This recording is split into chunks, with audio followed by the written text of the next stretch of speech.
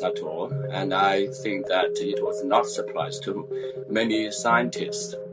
Peter Lee is a professor and expert on China's animal trade. The cages stacked about one over another. Animals at the bottom are often soaked with all kinds of liquid, animal excrement, pus, blood, or whatever the liquid they're receiving from the animals above. That's exactly how a virus can jump from one animal to another. If that animal then comes in contact with or is consumed by a human, the virus could potentially infect them. And if the virus then spreads to other humans, it causes an outbreak.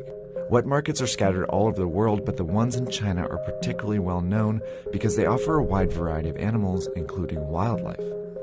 This is a sample menu reportedly from the market in Wuhan. These animals are from all over the world, and each one has the potential to carry its own viruses to the market.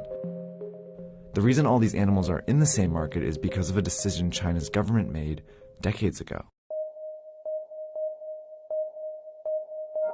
Back in the 1970s, China was falling apart. Famine had killed more than 36 million people, and the communist regime, which controlled all food production, was failing to feed its more than 900 million people. In 1978, on the verge of collapse, the regime gave up this control and allowed private farming. While large companies increasingly dominated the production of popular foods like pork and poultry, some smaller farmers turned to catching and raising wild animals as a way to sustain themselves.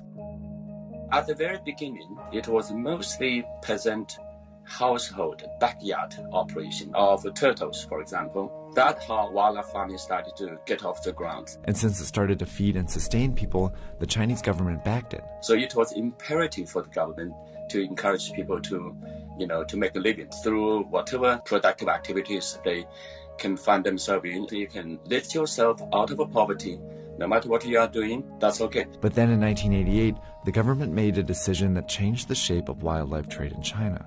They enacted the Wildlife Protection Law, which designated the animals as resources owned by the state and protected people engaged in the utilization of wildlife resources.